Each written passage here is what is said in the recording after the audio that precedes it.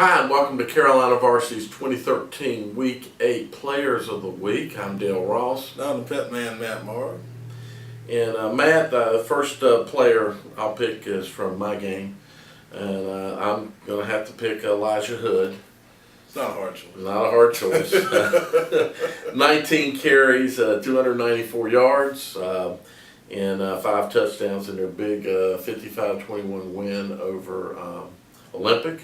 I said if they got around 300 or more yards that it would be their ball game, and he came out on fire playing, and you could tell he wanted to do well, and he did well. Played very well. So anytime you can put 5 touchdowns on the board just by yourself, pretty good ball game. I've got 3 from my game, and I don't have stats on these guys, but really for most of them, it's not really about the numbers. It's about what they did on the field and the way they controlled or managed the game. And the first one is the one we did an interview with quarterback James Smith. I thought he really managed the game well, and to be thrust in that position in a big game, environment, huge crowd, you can tell he wasn't nervous at all. He operated the offense well. He had a touchdown pass early in the game that got called back due to a penalty. But he ran his own read well.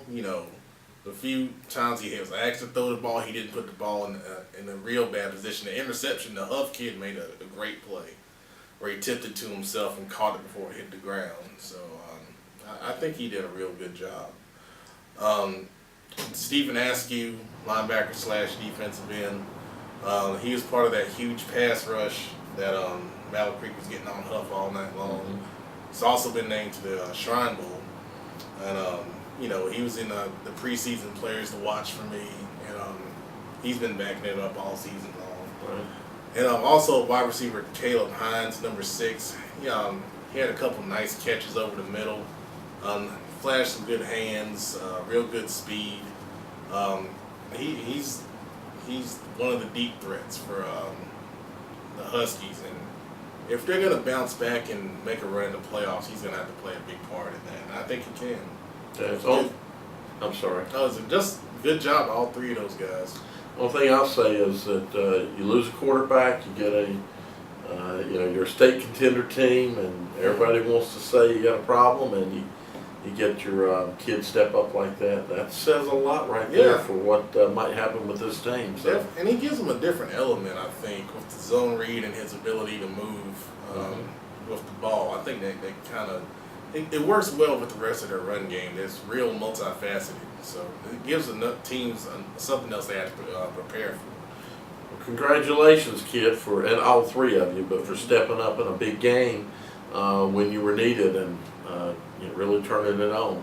So the rest of my picks come from the board. Okay. So the first 2 that I'm gonna throw out at you come from the same game, and the only reason I'm even gonna say it is because of his stats. The Josh Ladowski, excuse me. We need to turn this into the Josh Ladowski show. Weekly segment.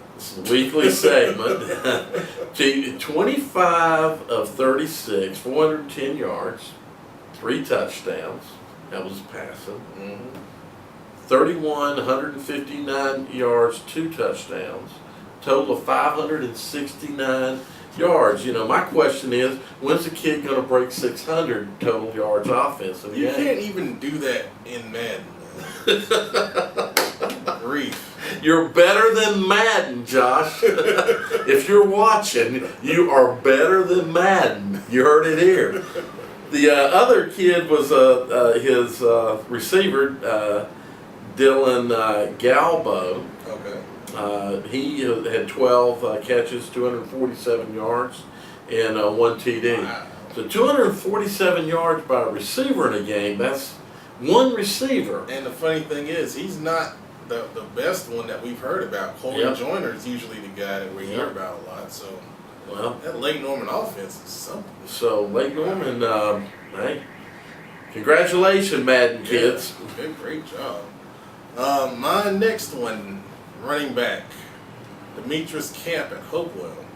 193 yards, 6 touchdowns, 47-34 win over North Met. we talk a lot about Dominique Heath, and this kid, you know, I've heard the name before, but he hadn't done too much up until this point, and I guess the rivalry with North Mick sparked him. And I see you got him on your list too. That's the only, I think, repeat that we have, but I mean, that's a great game, and hopefully he can keep it going, and Hopewell can sneak in the playoffs. Well, he was nominated, and I'm assuming this is the Charlotte Observer keeps records, and you know, they're as accurate as, you know, some of the Charlotte Observer information is semi-accurate from what we've seen from game stats, but it was stated that that was a record for a single game in TDs. Okay. 6. So I'm a little surprised at that, but something I want to go back and research myself, because I thought some other players had 6 TDs as well. But all right, so mine, like you say, we shared that one. But my next one is Michael Fisher from South Iredell. 2 times. 2 times. Yeah.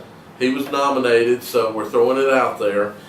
He is 22, 155 yards and 2 TDs. So you know, South Iredell took a knock on the head this week, but no, they're still a tough team. They're still a tough team, They're and gonna be there in the end. that's a good game for you there, son. So congratulations. Good job. I got a defensive player, linebacker Josh Massey, South Pointe in Marquel. 3 sacks, forced fumble, 65-yard interception return for a touchdown, and a huge, and I mean huge, 63-3 win over Nation Ford, who is not a pushover. That team is good.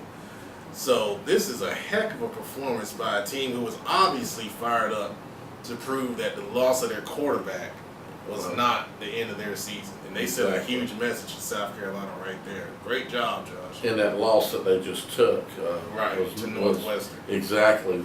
So that team came out with a mission. Sounds like that player led the mission. Wow, what a ball game. Excellent game. Okay, my next player is Marquel Mullins, North Iredell running back. Okay. Well, he was nominated. We're going to put him out there. 14 of 82 yards, 14 receptions, 82 yards. Sounds like a lot of possession passing. Or else there were a lot of screen passes that didn't go for as much. But he was. So it says here 119.3, and I must have skipped something because I don't think he rushed for 119 yards off 3 carries. 2 probably TDs. his carries are 14 for 82, and then the receiving. Maybe. Okay. Maybe. Still, great game. 200 yards total offense. Marquel, you were thrown out as having a good ball game. I'm sorry we don't know much more about your ball game. Let us know. You know, we're here. Talk to us. All right. North Iredell's having a good season. They've struggled for a long time, and they're getting turned around up there. My next one is in the private school ranks. Running back Denzel Pearson for Charlotte Latin. 21 carries, 178 yards, and 2 touchdowns in a 42-21 victory over Providence Day. Latin has been down the past couple years, but they're having a good year. They lost big to Country Day the week before, and that was kind of their test game. They were both 5-0 going into that. But for them to do that to Providence Day, who's kind of down this year, that's a step for Latin. That says, okay, well, we've moved past Providence Day. How much further can we go? Are we on the level of maybe Chrisean, which, you know, is a little better than Country Day, but you never know. The teams improve from week to week, and you know, and the way the private school playoffs work, they get those rematches. Exactly. And you never know what can happen. So good job, Mr. Pearson. Good job to Latin. And you know, I hope they get in the playoffs and, you know, make some noise. Okay, you pronounced his name. I don't know if that's Chrisean or. I would go with Chrisean. So Chrisean Pickney is what we're going to go with.